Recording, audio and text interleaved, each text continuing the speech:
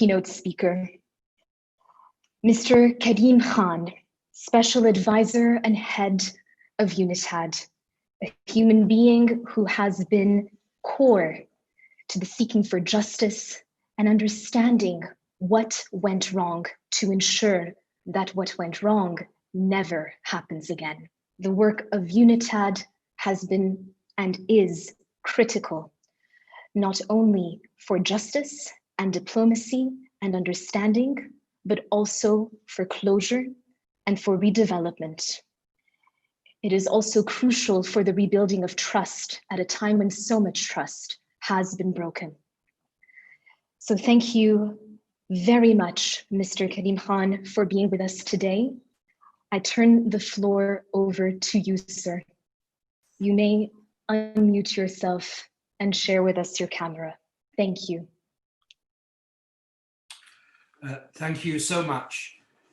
I'll just wait until the camera becomes activated because I believe it's being controlled remotely. So when you can see me, please just let me know and I'll start. All right, let us check that for you. That's fine. There you go. So thank you so much. Your Excellency, Dr. Barham Salih, President of the Republic of Iraq, Ambassador Matthew Tula, Excellencies, ladies and gentlemen, brothers and sisters, it really is an immense privilege to be invited to join you all on this day of remembrance. Many speakers have highlighted what a somber occasion it is. It's a somber occasion, it's a painful occasion, and it's also an heroic occasion. The remarkable fortitude that you, the Yazidi people, have displayed will be written large in the annals of history, in the annals of different religious groups that have struggled to maintain their identity and their right to practice and worship freely, without constraints, without reprisal, and with full security.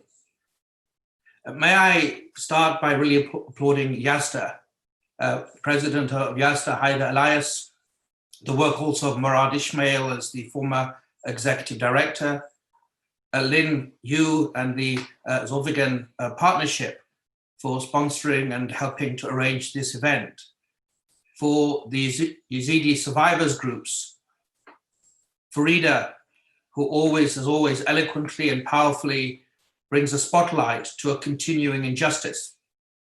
It is important to recall that whilst the crimes took place 6 years ago, they are continuing.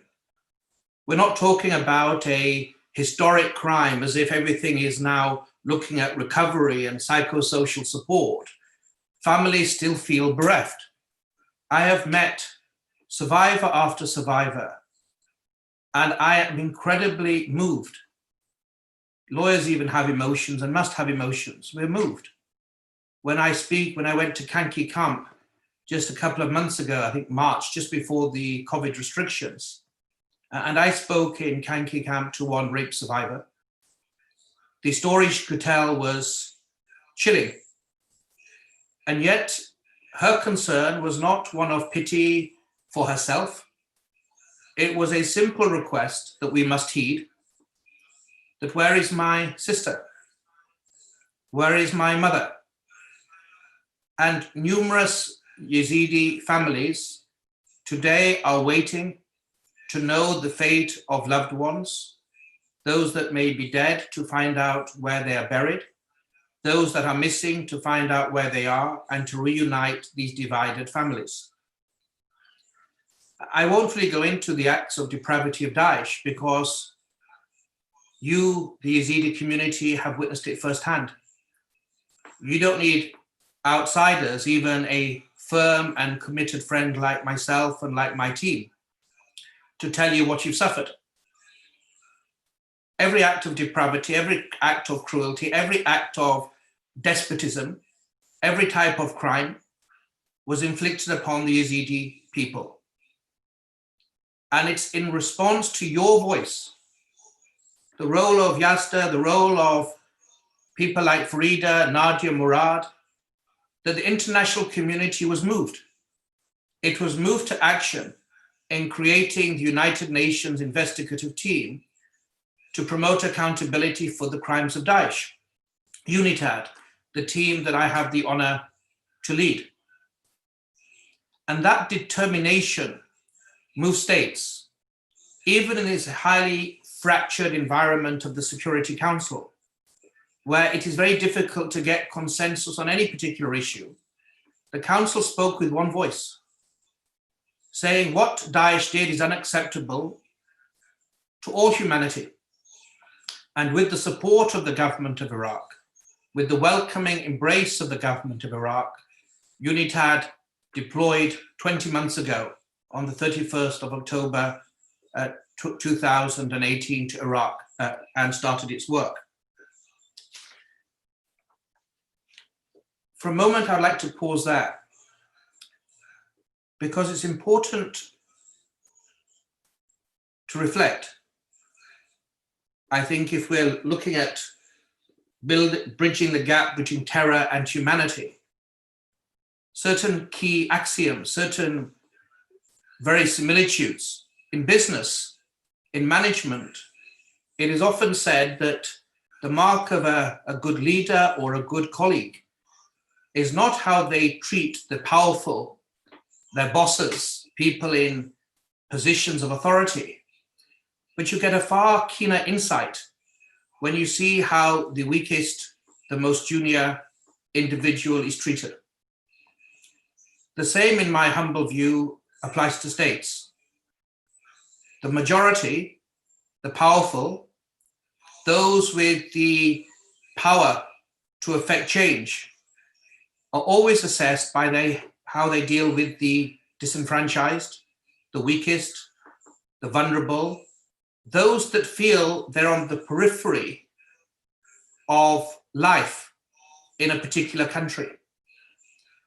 And that axiom, that truth, was brought home to me remarkably, eloquently, by Grand Ayatollah, His Holiness Sayyid Sistani. Because when I went to meet him in Najaf last year, before I even mentioned the plight and the rights of the Yazidi people, he emphasized that look after the rights of the Yazidis, look after the rights of the Christians. And this common partnership that Ambassador Talla has spoken about and others is one that is reality. Our exhumations in Kojo, we've done about 16 so far, in partnership with the government of Iraq, the KRG authorities, the Iraqi federal authorities, the Medical Legal Directorate, the Mass Grave Directorate. We have support from the European Union, from the United Kingdom, from Germany, from Sweden, and support, of course, from Iraq. No party, no group, no religion, no ethnic community can be spectators in this demand for accountability and the promise to you and other survivors of the pogroms and crimes of Daesh.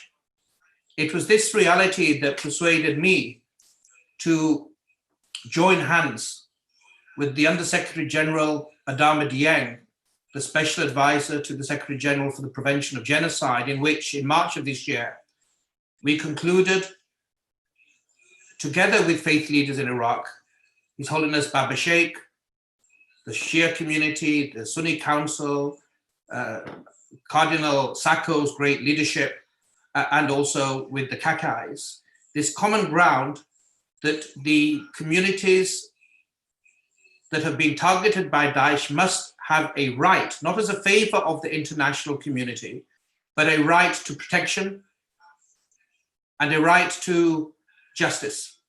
And we also underlined, as one of the previous speakers, my brother Fala Mustafa, highlighted, that stigma must not attach to survivors, but to the perpetrators proved as such in fair trials, and that children impacted, affected, or created by the crimes of Daesh must also be treated with kindness.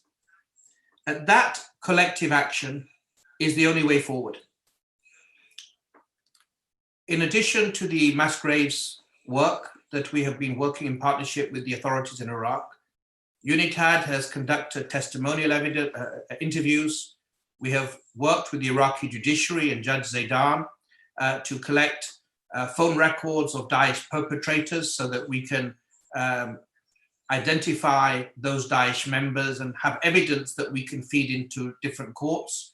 We have modern technology, 3D laser scanners, pictures, photographs, and videos, so that a record can be created that will stand the test of time. And we have also started, and it will be rolled out more broadly, an app that one can put on one's phone, and whether one is in Germany or in Erbil or in Anbar or in Australia, any community who have been targeted by Daesh can give their information that will come confidentially to UNITAD. And that is also going to be an important way, I think, to narrow the gap between us that are investigating crimes and you, who are our clients effectively. You are the community that the council created us to try to help and ensure accountability for. Not just the Yazidi community, but again, it is the Kakai, the Shabak, the Turkmen, the Shia, the Sunni, the Christians, or anybody who refused to bow his or her head to the contorted criminal despotism of Daesh were targeted. His Excellency Barham Saleh, in his leadership, Iraq is fortunate because our mandate that the Council unanimously gave is not for acts of terrorism. It is for acts that may constitute international crimes, namely genocide, crimes against humanity, and war crimes. And I welcome and support His Excellency Barham Saleh's initiative last year to present a draft bill towards Parliament. And I've had discussions with Member of Parliament Saif Khida and other actors in Iraq. And it is my hope and it is my prayer that when Parliament resumes in September or October, this bill can be judicially considered. Because one thing is certain, what happened at the hands of Daesh in Iraq were not isolated acts. They were not sporadic acts of terror. There is a clear basis to conclude that international crimes may have been committed, and correct labeling is important. It's important to you to be properly recognized what befell the Yazidi community, as it's important to recognize what befell other communities. But it's also, in my respectful view, a very eloquent and powerful statement of intent. If we do not acknowledge what took place, we're not going to prevent it. All the hope of reconstruction, security and stability is necessary.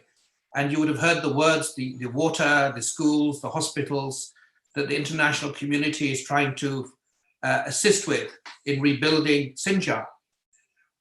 But I think what is needed is more than that.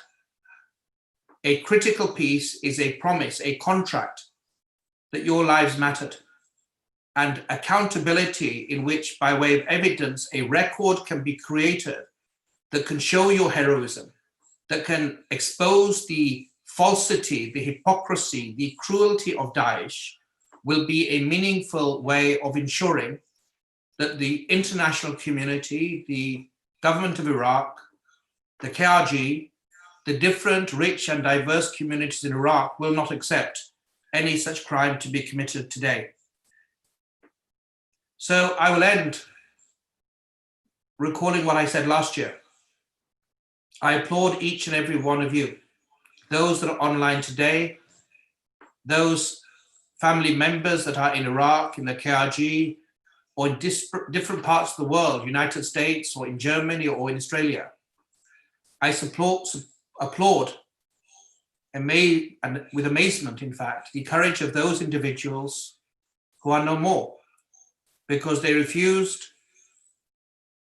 to abandon their belief at the hand of a gun. And your survival, your existence, is the most eloquent repudiation of Daesh. Your existence, the event today, is the most eloquent act of defiance, because to the extent there was an attempt to wipe out, to silence, to decimate your community, that has failed. So I wish each and every one of you safety, serenity, peace, and justice. We can only do that if we are united. So today and tomorrow, there will be a number of events like this, remembering what took place. The greater challenge, the greater imperative in my view, is we do not forget next week or next month, and we take concrete steps to ensure that those criminals are subjected by way of evidence-based trials, fair trials that stand the test of time. Thank you so much for the opportunity to speak today. Mr. Khan, thank you.